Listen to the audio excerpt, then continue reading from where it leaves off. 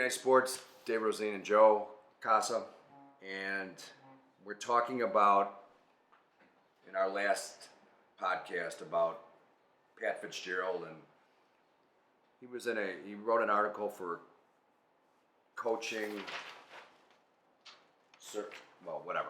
He wrote an article, sorry about that. He wrote an article about kids being afraid to fail. Basically, why kids fail so much, because they're not paying attention to what they're doing behind closed doors when coach isn't looking, when their teammates aren't looking, when mom and dad aren't looking. Yeah, that's what he did. He fooled everybody, and when he owned up to making mistakes is when he started succeeding as a player. However, kids are so afraid to fail now, for whatever reason. Social media, they're taking the task on social media, Twitter, Facebook. They're ripped on at school and on the field, and everybody fails. There's not one athlete that hasn't failed, and the best athletes have failed many, many, many times, but they're not afraid of it. And when they are not afraid of it, they end up succeeding, and because they want to be good. So that made a mistake. Okay, for example, Joe struck out on a breaking ball two times in a row. Comes back, I'm going to sit on that breaking ball. It's not that he made a mistake. It's just that the guy was better than him, but nobody gave him a hard time, and he had no fear. And what did Joe do the next time up? He doubled in the right center field gap. Just an example. So it's so negative to not by showing fear, according to everybody, when really you should have no fear about playing sports. And I think the most important takeaway here is that when you are playing sports, it's a here and now type of situation. Name me a time that you or your players were up to bat and you got a home run or you hit a double in the gap while you were thinking about what you were going to eat for dinner. It's right. A here and now type of thing. When you're thinking about your last at bat or your last strikeout, there's no way you're going to go up there and succeed the next time. Whatever happens, happens. If you fail, you fail. You have to go up with the expectation that you're going to succeed and try to succeed. All these kids that play, whether it's youth players, whether it's high school players, even college players, and their parents or adults close to them are making excuses for him. Well, it wasn't his fault. Well, it was, they made 2 errors. Oh, the wind was blowing. Oh, this and that. And why don't you want your kid or your friend to make a mistake? I mean, they learn by it, but now they're so afraid to make a mistake. The thing is, where's the encouragement? Now they can't hit. When they make a mistake, and they know they make a mistake, the athletes know they make a mistake, and they don't know how to handle it because they cover up for them. They're the adults who should know better, they cover up for them. And you can't grow as an athlete or as a player, or as a person, by not being able to make a mistake and learning from it. When you're just, and then when you've been covered up and you've been made excuses for the whole time, and you made a mistake, a lot of kids can't handle it, and therefore they break down, they melt down, and they can't perform. And there's a lot of kids like that, and they end up quitting. I'll give you a scenario right here, and this is just even to take away from the fact that it's not even just about players making mistakes, just in your everyday life. If you're a coach, I'll give you a scenario right here where my college coach, they made it to the NCAA tournament. I believe it was in 2009. They had a bunt on. There was a crash by both corners. Got the bunt down. The corners crashed though. They got the lead guy out. Basically, kind of ruined the game. He learned from that. He wasn't scared to make a mistake. He learned from it. And now, since then, we run a slash play where we show bunt, pull back, and rip it like a hit and run through all of the open field. And since then, since I've just been there, in my last 4 years, we've won 3 to 4 games on that play alone from learning from our mistakes. And that's just an example of how mistakes lead to future success. Absolutely. My first year of being a head coach, I was a head sophomore coach at a Catholic school in Chicago, and I thought I knew everything, and so there was a first and second and nobody out, and I knew the guy was going to bunt, so I had the third baseman crash, except for one thing. The guy faked the bunt and they had a steal on. So stole second and third. With no guy to occupy third. And it led to a really big inning, and we ended up losing the game 8-7 because we came back, but because of my mistake. But I learned from it. I said, okay, I'm not afraid to admit that I made a mistake, and I have no fear of saying, hey, it's in the heat of the situation. This guy taught me a lesson. Never happened again. That was back 31 years ago when I first started coaching, and I first became a head coach. I said, wow. I said, okay, I'll never do that again, and I never did it again. Exactly, and those are mistakes that stick with you for the rest of your life. One time, you can fix that scenario. Who knows? That's if you care, and if you're allowed to make mistakes and learn from them instead of being made excuses for by people closest to you. You say, "Oh, it wasn't your fault. It was the shortstop's fault who made 2 errors." Just because you gave up a grand slam homer, he would have never been up if the shortstop would have made a play. But what about the fact that you also hit a guy before you gave up a grand slam home run? It's a level of everyone just understanding that we have to take accountability for our actions and move forward. It's not about the blame game. It's not about making mistakes. Yeah, it's about being better. Excuse making is for losers, and I just hate to see. It's a team. Baseball's a team game. Okay, own up to it. That's the first thing. Is that it's my fault. How many times in your career that you honestly said, "Hey, the guy truly means it's his fault"? I know I heard you say it, and it was sincere. But how many other kids on your teams, and you played on 4 different teams in high school, 4 different teams in college, how many were really sincere when it said it's my fault and they learned from it? Think about it. Maybe on one hand, maybe 2 hands. I mean, it depends on the culture of the team as well. I mean, the team I'm coaching right now, they just blame each other.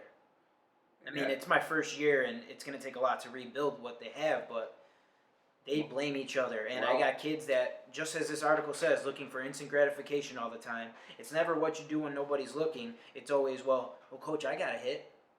Well, I don't care that you got a hit. We lost the game by 10 runs because we're focused on the wrong things. How do you overcome fear? This is the whole premise of this podcast. By creating the right culture and drumming it into these guys and making outsiders understand that it's a total team culture. I mean, I had a kid strike out a few weeks back on a curveball. He looked foolish. He got fooled. Tip your hat. But right when that happened, 5 feet away from home plate is one of my other players laughing hysterically at his own teammate. Well, of course, that's going to make kids feel scared to be afraid because they don't want to be humiliated, let alone by their own teammates. There you go. There's that fear thing so right it's there. a culture thing when we talk about that as well. So you see a kid laughing at another kid, so therefore now he's afraid to strike out, and he's afraid to go up there to even bat again, unless he's a really strong person that said, screw you. I'm gonna go up there and I'm gonna have the right approach, and I'm gonna hit the bejammers out of the ball. And that's another thing. Just the kids who don't care what other people think is great, because a lot of time those kids who don't care about what others think have the confidence, and they gain that confidence through endless work. They have preparation. They took so many reps that gives them the confidence to be a good hitter even when they have a bad day. Exactly. And I mean, just in this article alone, when he says right here, if they don't have a smile or swagger when they're coming into practice, Fitzgerald tells them to come back when they do. And that's just all around. I can't stress enough how much things in baseball or sports relate to everyday life. I mean, sometimes you have to fake it a little bit to make it. Your body literally produces hormones when you smile. I was going to ask you that. Do you fake confidence sometimes, but you are still confident? Mm-hmm.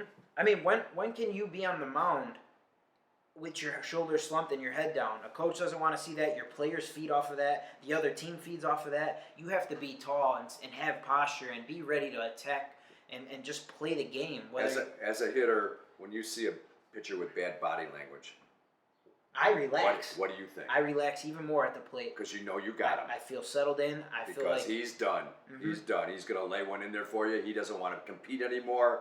He's got the bad body language. He's going to give you a pitch to hit in that at bat, and it's up to you to kill it. Exactly. Because what I hate when guys are moping around the mound, the shoulders are slumped, the eyes are glassy, they're cooked. Yep. And it's okay. Like, if you're listening, it's okay to lack confidence sometimes. That, like I said, that's earned through many reps, through quality play, through encouragement from your teammates and family.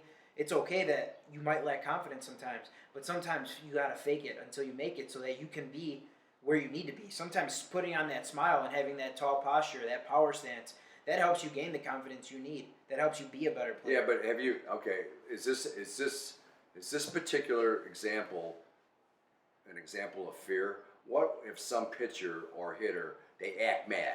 Mm-hmm. You know, they give up a hit or they swing and miss, they act mad. Is that legitimately mad, and can they execute if they're really super mad? Or if it's fake mad, is that a sign of fear?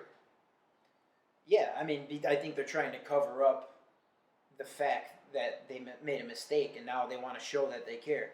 But when I say fake it, I don't mean fake being mad. I mean fake a smile, because a smile is something positive. It produces quality hormones actually in your brain. And so doing that stuff leads to greater performance because your body is more relaxed. That's a great point. But you don't want to, why would you ever want to fake you're mad? You just want the approval of maybe the coach seeing that you're. Well, how many times have you seen guys, I know they're faking being mad. I mean, they're pouting, they're throwing the ball down, or they might be yelling at a teammate. You know, it's not because they're letting the team down, it's because the pitcher in particular is mad at the fielders for letting him down, and he can't. The proper way to do is to pitch over the fielder's mistakes. Exactly. And he's just pouting and being mad. He's going to throw a pitch down the middle. He's going to grip the ball too hard, and he's going to throw the ball down the middle, and he's going to hit it out. And then he comes in and says, well, if it wasn't for you making this error or you not throwing the right base, this wouldn't have happened. And I've heard this a lot. Mm-hmm. So, you know, a fear of failure, yes. But it's the wrong way to act as a teammate also. I mean, nobody's perfect. It happens, especially as a teenager growing and maturing. I've had my moments where I wasn't the best teammate, and I have my moments where I'm an incredible teammate. But that's going to happen to everybody. But the point is, the more you can breed a successful, positive culture among teammates and coaches and family, the more successful you'll be as an individual in your life, in the game, the more successful a team will be. So you're saying that in order to eliminate fear, you have to establish a team culture, and it has to be pervasive throughout the team community. Kids need to know that, hey, if I make an error at shortstop, that's my bad. I'm going to try to get the next one. But they need to know that the kids behind you are okay with you making an error.